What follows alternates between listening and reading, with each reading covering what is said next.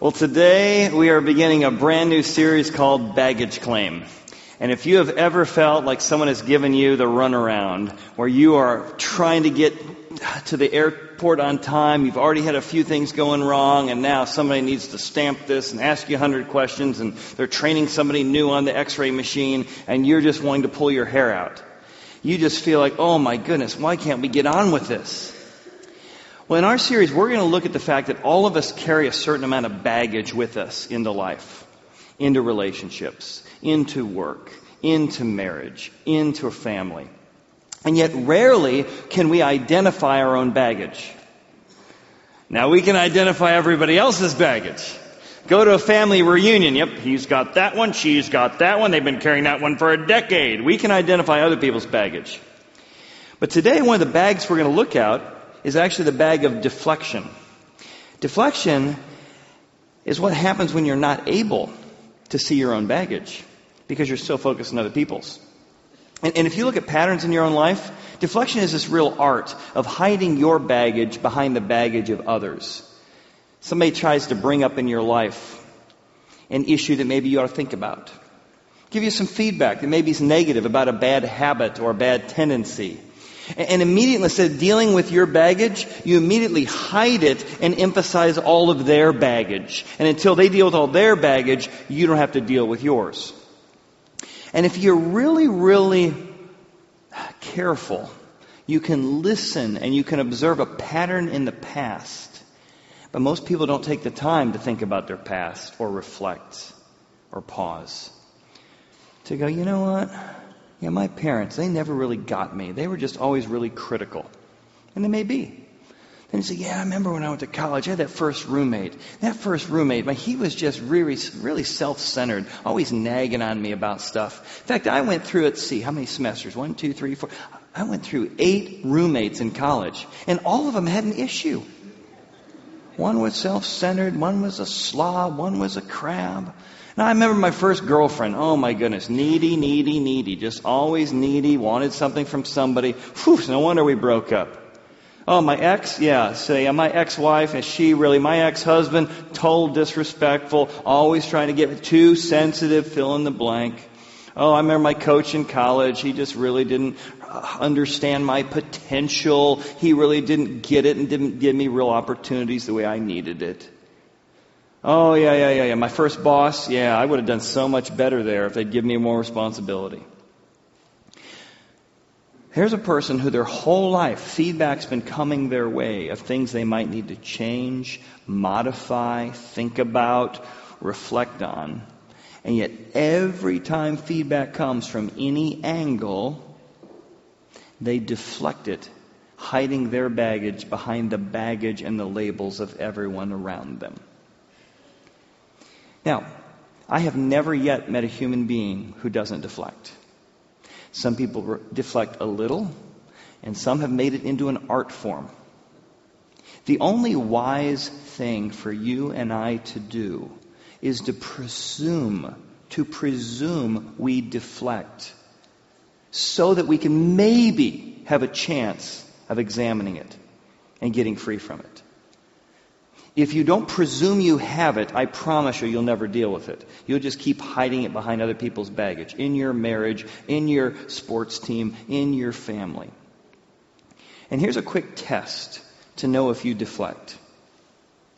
When you hear, you hide. When you hear feedback, you immediately hide. You pull back. Well, what about you? You get defensive. And this tendency in human beings to deflect is what the opening chapters of the Bible are about. Deflection. When we hear feedback of what we've done wrong, we immediately hide, deflect it, don't want to take responsibility for it. It says, the eyes of both of them, Adam and Eve, were opened. And they knew that they were naked. They knew there was a problem. And they sewed fig leaves together and made themselves coverings. They know something's wrong, they're going to cover it up. We cover it up with excuses and rationalization. We cover it by blaming and finger pointing. We hear and we hide. So they heard the sound of the Lord God walking in the garden in the coolness of the day, and Adam and Eve hid themselves from the presence of God among the trees of the garden. They heard feedback, they knew they did something wrong, and they immediately hid. Do you welcome critique? Do you welcome critique from those closest to you? Sometimes it's easier to hear it from a boss or a colleague than it is from your spouse or your kids or your parents. Deflection is what happens when you hear feedback. Instead of welcoming it, you hide from it or deflect from it. So I want to give you 3 steps. And these 3 steps are hard. This is one of the hardest things. We're beginning this series in this week because this is the hardest thing. You can't deal with the other bags if you can't deal with this tendency of deflection. The first step is you need to learn how to x-ray your bags, right? When you bring your bags to the airport now, what is the first thing they do? That everybody x-rays them. We got to look into this. We got to check this stuff out. We got to see what's going on here. And if you want to overcome your own professional lid, you got to deal with deflection. If you want to become the best version of yourself, you're going to have to deal with deflection. And part of that is x-raying, which is looking inside your behaviors. Why do I do what I do? Why do I get so defensive? Why is it so hard for me to hear feedback? Why am I always blaming my boss or blaming a company? If you don't take the time to observe you're doing it hard enough, then x-ray and ask yourself, why do I do what I do? You're not going to find the freedom to be the best version of yourself. So notice, one of the ways God helps them x-ray their motivations is by asking them questions. Same thing we need to do for ourselves. Are you asking yourself questions? Why is it it's so hard to hear critique from other people? God shows up and he says, questions. Hey, where are you? God knew where they were. He's asking the question on their behalf, not his own. He asked more questions. So he said, I heard your voice in the garden. I was afraid. Oh, so what's really going on behind his actions is fear, shame, guilt. If we x-ray his behavior, we find out fear and insecurity and guilt is what's motivating his deflection. So God asked him more questions. Well, who told you that? Have you eaten from the tree? Did you do something you know you're not supposed to do? Now, once you recognize that you deflect, then you need to notice, okay, what happened yesterday when we had that conversation with my parents and I got so mad and slammed the door? What happened when my son threw a temper and I suddenly lost it? And I said, well, the problem was you. We got to identify it and then say, what was going on inside of me? Which is going to require you to get to know your own soul. Ask yourself questions. A classic example in psychology is what's called the family scapegoat. Family scapegoat is when a child, for example, is having trouble. They're angry, they're mad, they're frustrated, they're slamming doors. And the parent is anxious. Because when I have unhappy kids, it means I must be a bad parent. That's the internal. So you're anxious because you feel like if I was a good parent, my kids would be behaved. This is especially true in marriage. Often I have trouble listening to my wife when she's upset because what I really fear is, oh my goodness, if I was a good husband, my wife wouldn't be upset. Instead of being able to be with her in the moment, I deflect. Well, that's not true about me or about the situation. Because what's going on inside of me is anxiety. And if I was a good husband, you would be happy. You're not happy, therefore I must be a good husband. And in my mind, I make it about me when it really should be about her. The family scapegoat, though, is what happens when a child is throwing a fit. And the parent doesn't know what to do. And so they go, well, the child's got a problem. We need to get the child medicated. We need to get the child counseling. There's something wrong with them because it can't be me. But really, you're feeling inadequate, ill-equipped to know how to handle the situation. Now, this especially moves into more abusive circumstances. Here's an illustration. The illustration sort of plays itself out in a lot of people in your life. The person who's a deflector, you ask them, you confront them, you try and get them to own something they've done. Hey, you remember that meeting? You remember what happened last week when? And immediately they push your buttons and test you and do something to drive you crazy. Like imagine they break your leg, as a metaphor. They break your leg and you're like, oh, you're writhing in pain. And they're like, well, somebody's got an anger problem, don't they? Somebody's not very patient with their words. And you're like, you broke my leg! A master deflector is so good that when you try and get them to own their stuff, they will push and push and push you until you blow up, and then they turn their guns on you and say, don't you have a problem? And it's a way in which they can stop from dealing with their own issues by blaming you for yours, by creating and pushing your buttons in such a way that it's now all about you. Because they refuse to look at their own guilt, their own shame, their own fear, and their own anxiety. Now, most people in general don't want to do the tough work of x-raying their motivations and ask themselves, why do I do what I do? We deflect often to save face. I want to look good as a husband, as a boss, as an employee, and that feedback says I'm not as good as I think I am, so I got to save face by deflecting. Now, on a more humorous note, I want you to watch this next video, and I want you to imagine you've had a circumstance like this. You might see yourself in grandma. You might see yourself in the daughter. But here is a genius-level deflector that I think we've all encountered one time or another. Let's watch. Let's cut to the chase. Mom, where were you the night of August 24th? You sent Annabeth over to my house for the night. Exactly. So explain this. There's a Snickers and a Reese cup. She loves those. It's sugar. And according to Section 14-2 of Mom's rule book, there's a strict ban on sugar in this house. But sweetie, we weren't at your house. So you want to play that game? All right, Mom. Tell me, what was my bedtime when I was Annabeth's age? 9 o'clock. Uh-huh. Now, can you read the timestamp for me on this selfie? You know I can't read without my glasses. 10:30 p.m. You can't believe everything you see on the internet. You posted this on your own Facebook. I don't see what the problem is. I'm her grandma. It's my job to spoil her. That's it. Kevin?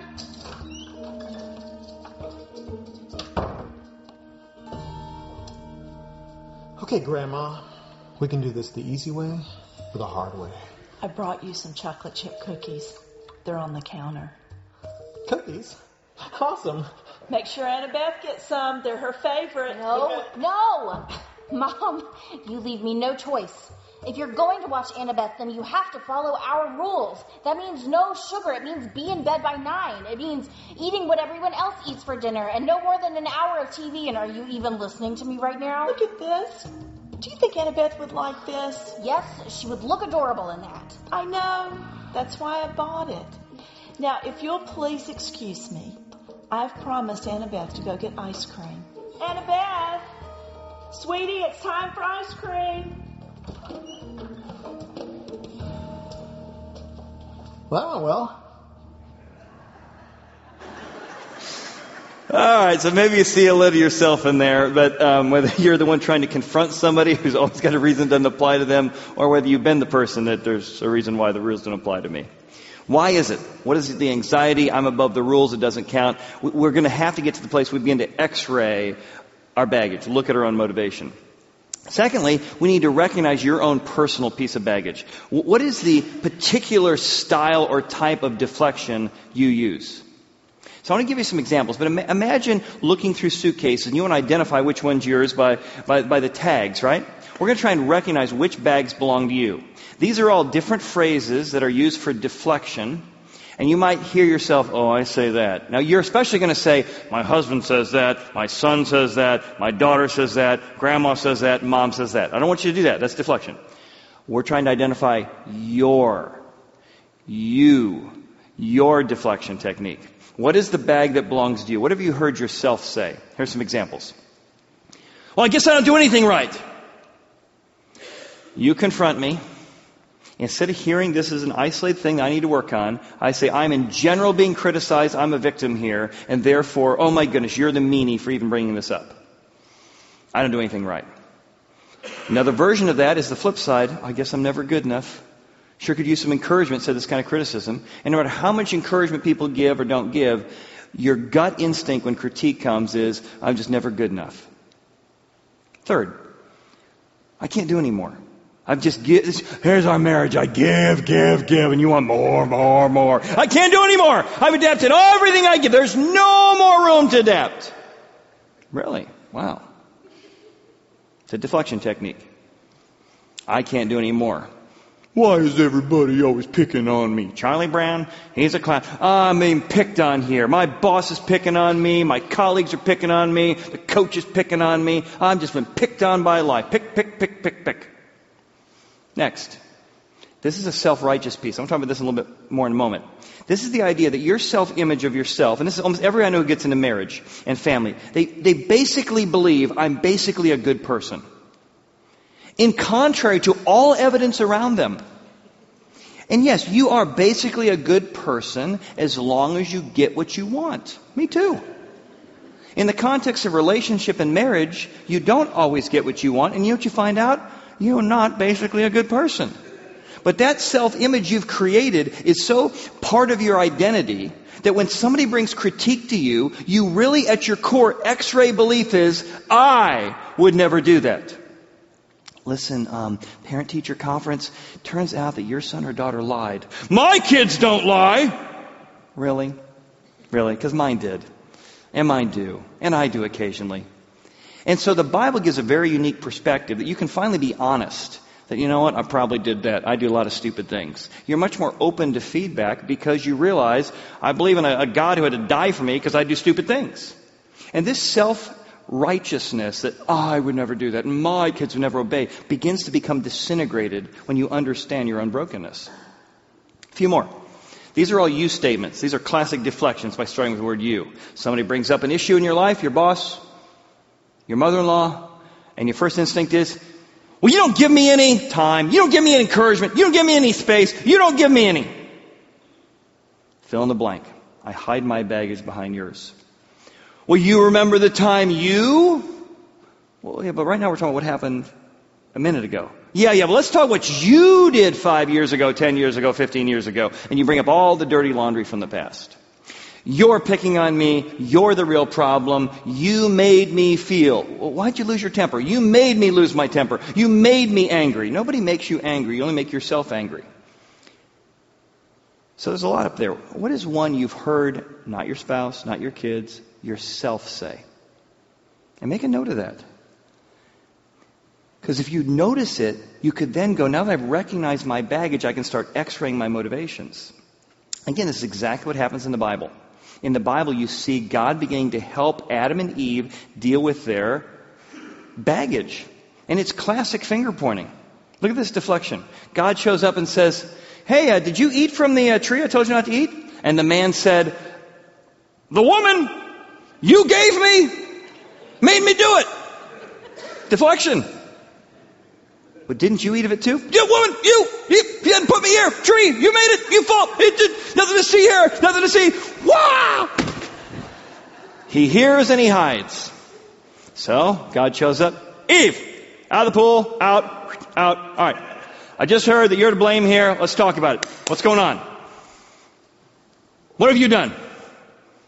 Classic question. The woman said, well, the snake did it. I mean, the devil made me do it. The Satan deceived me. What was I supposed to do? I mean, doesn't everybody have to respond to the talking snake? Deflection. One blames the devil. One blames God. One blames spouse. It's built into us. And one of the reasons God's main message of the Bible comes is to help you and I deal with our deflection, because whatever the topic is you're fighting about at work, at home, the real issue that's keeping you from making progress is deflection. If you saw the article last week about Brad Pitt, Brad Pitt said that after his divorce from Angelina Jolie, he finally had to get serious about his problem, his anger problem, his alcohol problem. He said he started going to AA. And for a guy whose whole career was based on saving face, looking good, reputation above all, and if your life's all about reputation above all, it's hard to own that you don't live up to your reputation. And I promise you, you are not as good as your reputation. I'm not. The closer you get to me, the more broken you see I am. So keep your distance. I look really good from a distance. And Brad Pitt said when he started going to AA, he was amazed at the honesty. He said, I've never, ever, ever been in an environment where men would gather together and talk about their baggage and their junk. With as little judgmentalism as I'd ever seen, people really talked about where they were broken, what they had done, how they had failed. I never experienced anything like that.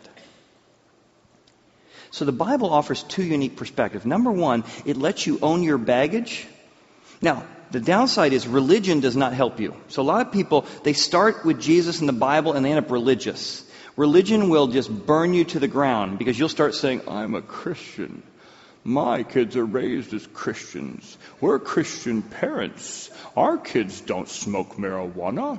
No. We don't fight. No, I would never be self-centered. Nonsense. Jesus died for all that and more. So when you really begin to not just be a Christian, but live out these messages, you begin to say, oh my goodness, I'm probably wrong here. I'm probably going to discover in this conversation yet another reason why Jesus had to die for me. And it creates humility. Which is why the third step is probably the most important. And that is we need a baggage cover. Something to cover up everything we've done wrong, everything we've broken. God shows up after Adam and Eve are making all these excuses. And says that God creates a covering for them. It's really interesting. He makes a tunic for them because they feel naked and guilty. So God, the Lord God himself, made tunics of skin and clothed them. Now, as this begins to develop through the Bible, this is called the grace of God. And the ultimate covering or clothing is when Jesus dies. He says, I'm dying for everything you've done wrong. Let me help explain this with the metaphor of this baggage claim. In your life, you have lots of bags full of junk. And you're embarrassed by some things. You've got secrets, I've got secrets. And you don't want people to know about your secrets. And so, like taking your bags into TSA, you're like, oh, don't look in that bag. Why? There's a sword in there. And there's some dirty laundry in there. I didn't have a chance to wash some stuff. I don't want you pulling that out in front of everybody. Oh, and I've got an unfinished legal brief. And I don't like people to see stuff I'm not finished with. And I've got an unfinished PowerPoint deck. I don't want you pulling my computer out and seeing that. I still need to put in some clip art. Whatever it is, you've got stuff in your life that's unfinished you don't want people to see. Stuff that's dangerous that you don't want to admit about yourself. Dirty laundry you don't want people to know. This covering of grace that God offers Adam and Eve was finalized at Jesus' death on the cross, is that He covers you. And the covering of grace is that God says, I know everything you have done. I know everything you will do. I've looked through all your bags, and it's bad. Cheer up, though. You're worse than you think. That's the main message of the Bible. You are far worse than you think, and I've covered it all. I still love you, I still accept you, and I've covered everything we're going to find in your bags. Now, when that happens, two things occur. Number one, you don't need to cover everything up anymore before God. He already knows. You ain't fooling anybody except yourself. When you understand everything you've done, past, present, future, is already forgiven, you can start opening these bags and you start going, oh, I'm kind of scared. Never told this to anybody before. Never told God this, never admitted this to even myself. But God says, I know it's in there. I've already forgiven you for it. I accept you even knowing about your secrets and your swords and your dirty laundry. You're able to start sorting through your bags because you've been unconditionally loved and accepted. When you have that covering, you start digging into your laundry because you're not finding stuff that's like shocking to you. You're like, wow. Something else God already forgave me for when I trusted Him to be my forgiver. Love of a father who knows your secrets and still accepts you is highly motivating. And only the Bible, in contrast to religion, you better clean up your own act. That's just going to keep you hiding your bags. Grace, you're forgiven for everything you do, finally gives you the freedom and acceptance to bring your baggage out into the open. The love of God is a deep motivator. I don't know if you know an old movie, well, old to me, so it might not be old to you, but on Golden Pond. And Jane Fonda, in the movie, she had a famous dad, Henry Fonda, who was known as a great actor, but very, very stoic, very emotionally distant. But he never took the time to see that as a problem. X-ray it, figure out why he couldn't be emotionally connected to his daughter. He never really figured out how that might be a deflection mechanism because he was uncomfortable around emotions. But she desperately wanted to hear Dad say, "I love you." So Dad got cast in the movie on Golden Pond. And when she was offered the script, she saw that in the script, he has to turn to his daughter and say, "I love you." She took the part. She knew her dad was a great actor. And even to have Dad act it, she so longed to hear those words that her dad would turn to her in character as the daughter and say, "I love you." First time she'd ever heard it. Our hearts are so longing, thirsting for unconditional love from our Heavenly Father that when you don't have it, you try and earn it, you hide the bad stuff in your life, but you really want it. The second thing this baggage cover does, this baggage cover of grace, it separates you from your baggage. I am not my baggage. That's why Jesus came. He died for the baggage so that he could rescue you. Take the example. Whether your bag is fear or maybe it's something good. Work. I am my work. If you identify yourself as your work, I am my work, then when somebody's criticizing my work, they're not criticizing my work, they're criticizing me. It's no wonder I'm defensive, right? Because you're not just criticizing what I did yesterday, you're criticizing who I am. I am my work. You're not just giving me hints on how to parent my kids, mother-in-law. No. You're saying I'm a bad mom. So baggage often has a bad connotation, but think of baggage in a positive way, which is a bag is not me, it's my caboose. It's something I carry, but it's not me.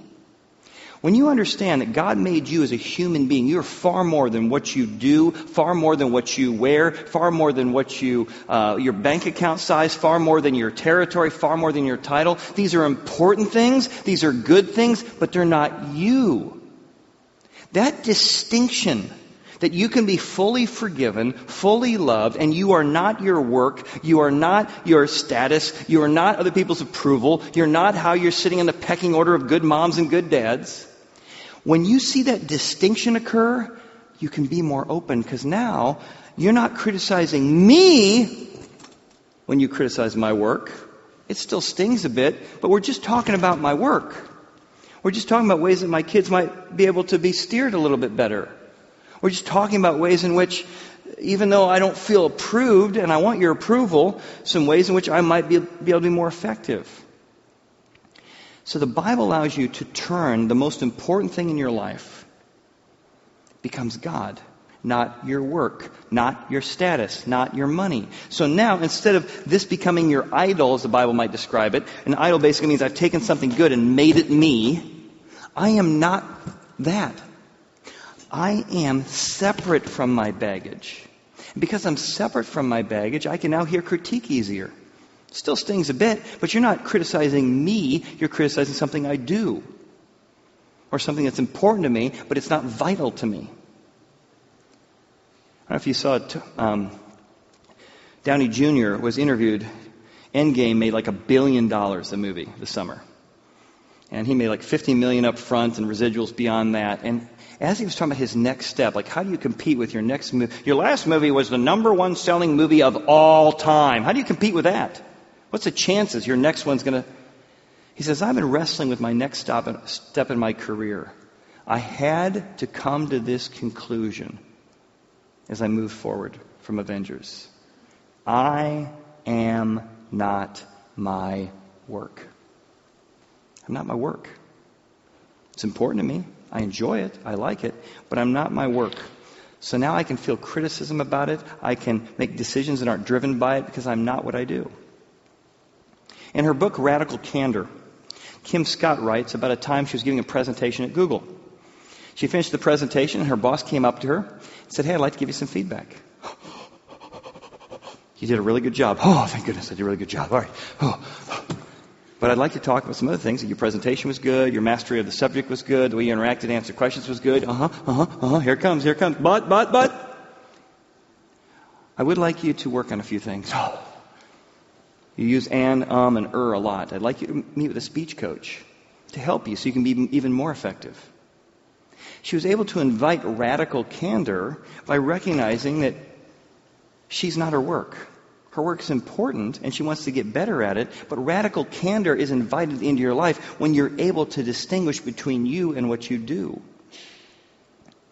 How open are you to feedback? How open are you to hearing the ways in which you might need to change or modify yourself? And this is especially hard in marriage. Just why, here's my challenge for us today. I'd like you to identify one piece of baggage, just one. Could be one of the phrases I had on the tags. Could be one piece that I've mentioned as I've been talking. But I want you to identify one of your deflection bags, one of your tendencies that you heard today. For you, not other people. And next time you hear yourself say that, feel that anxiety, feel that insecurity, I'd like you to be curious rather than deflecting. What does that sound like? This is going to make the people in your life fall over, by the way. So next time they bring, hey, I really was, they're walking on eggshells because they're used to how you react, and they bring it up, and you find yourself about to, you didn't, you not, I didn't, poor me, I never do anything right. I'd like you to be curious. It means taking a deep breath. Instead of saying, you never, you say, tell me more about that.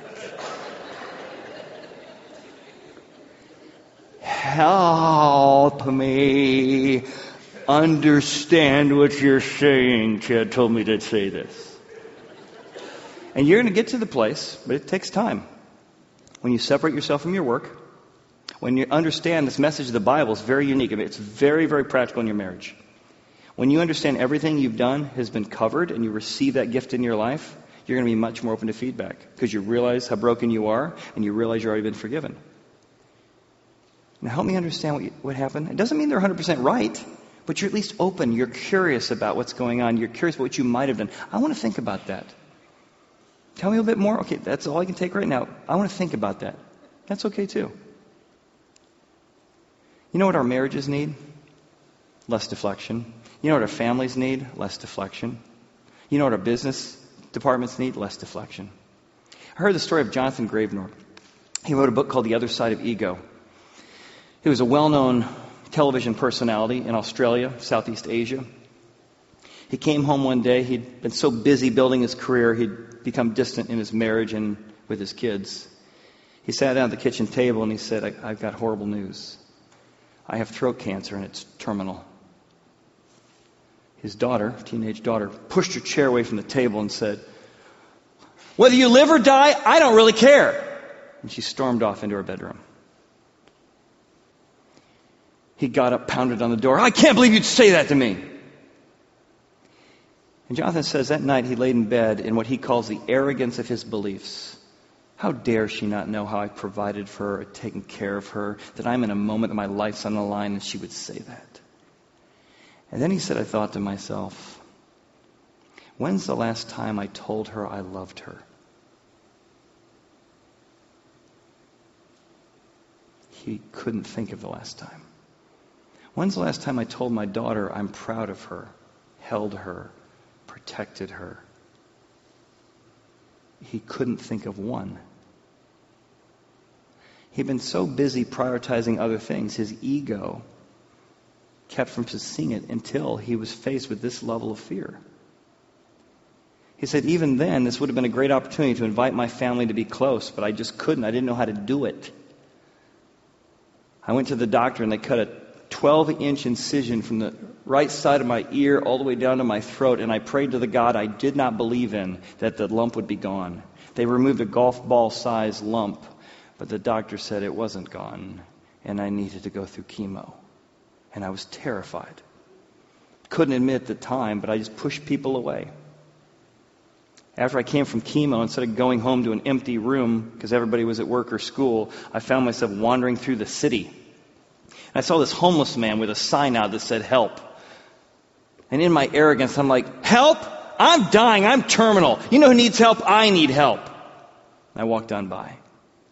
About a week later, I had another treatment. Found myself wandering the same streets, saw the same guy. He had a dog in front of him. I happened to say, hey, what's the dog's name? almost intuitively. And he said, well, he's a she, and her name's Molly. And it must be something special about you. Do you need anything? Because my dog doesn't go up to just anybody. And he's like, nice sales pitch. This is how you get money off people. Use the dog, huh?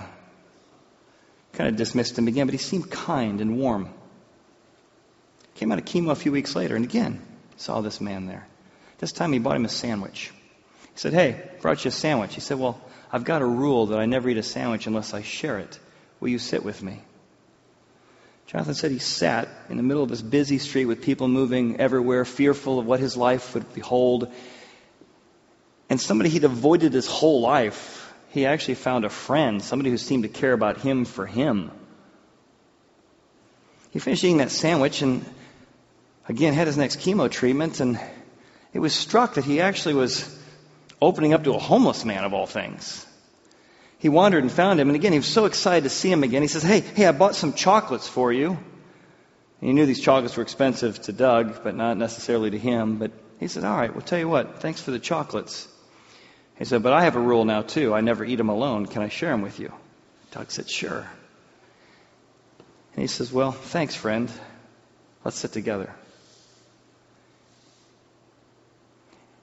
And this homeless man, Doug, began to well up with tears. He said, friend? Wow, I don't have any friends. And I certainly don't have important friends like you. Jonathan said he sat down that day and he's never felt more important in his life. He said, I spent my whole life trying to be the busy people walking back and forth to business and to projects and to next things. But here I was sharing a moment where I was honored and cared for who I was.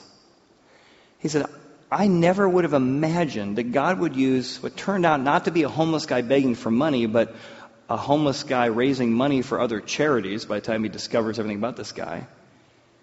But God used this man in his life to begin me getting comfortable with people, feeling what love and genuine care looks like.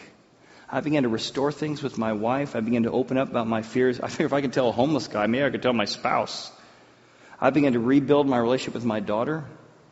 I began to face my fears and invite other people in the way I had in this coincidence with this man. And I began to change. And my relationship with my wife is better than ever. My relationship with my daughter is better than ever. But I had to deal with the arrogance of my belief that I had deflected their needs for years because I was right and they were wrong. You ever had that moment at the end of the day where you and your spouse are fighting? And you're fighting so much that you're on the end of the bed. Like if you tilt just a little bit, you're going to fall off. You're on the edge of the mattress because you want to be as far away from them as possible. They're so unreasonable. And that's fine because they're on the edge of their bed because you are so unreasonable.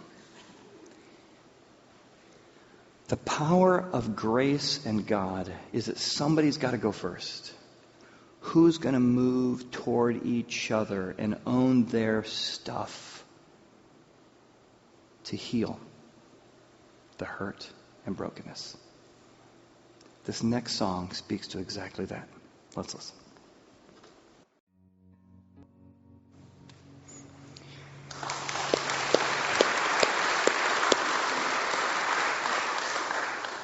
So what's going to motivate you to roll to the middle? What's going to motivate you to even want to be curious about feedback? There was a God who didn't do anything wrong. And he went first. He rolled to the middle to reconcile with us, to restore relationship with us. That's the motivation. Until you realize that someone perfect rolled to the middle for you, you're not going to want to roll to the middle or be curious with someone who's very not perfect. So maybe today you want to accept that covering I talked about. So you can have the motivation to restore your relationships, to be open to feedback, and to know you can be separated from what you do. Let me lead you into prayer. Maybe you just want to say these words to God in your own way. Say, God, cover me. I want that covering that I can know I'm accepted regardless of what I've done in the past, present, and future. I want who I am and how you see me to be more important than my work, than other people's approval or my status. God, I admit I'm broken. I admit it to you. Teach me how to admit it to other people. Thank you for rolling to the middle for me. Surround me with people in my life that would help me initiate grace and mercy and forgiveness in them. We ask this in Jesus' name. Amen. Amen. Hey, thanks for being here at Horizon today. My name is John Kirby. I'm the Connections Pastor at Horizon. And just sitting here, it's pretty amazing that Chad, who planned this message many months ago, literally, we're having something tonight for men that is just perfectly aligned with what Chad was talking about. If you prayed that prayer, we're bringing in Ken Kington. He lives in Atlanta. He's a Christian comedian, and we're doing something that I think a lot of churches would think kind of crazy. We're paying him to give up his comedian gigs and come and talk to our men for 6 Sunday nights. And men who maybe can't do Sunday nights, maybe you're a Monday morning person. He's going to do Sunday night, Monday morning for 6 weeks and talk about a man in his traps. Now, I know no man wants to wallow in his traps. It's more talking about that significance and sense of success that God's wired in our hearts to try to achieve. But, Chad, Kenny, who just walked off, there's probably once a month we have an older man come up to us and say, man, I wish I knew 20 or 30 years ago these stupid traps that are so similar to men that I get caught up in. I'd like to relive with my kids, with my wife. I'm making up for lost time now. But please, if you're a man and you're hearing my voice, think about coming tonight. You don't even have to sign up, just show up, because I know men don't like to sign up. And just show up and be surprised that maybe Ken will make you laugh, see some things, but also give you hope and give you some practical steps to take. And for women, we haven't forgotten about you. This is really the perfect time for you to go to our website. There's a couple evening offerings and a morning offering. We really want to invest in you as well. So after the Bengals opener today, go online, sign up for something, or men just show up tonight or tomorrow morning. Thanks for being at Horizon.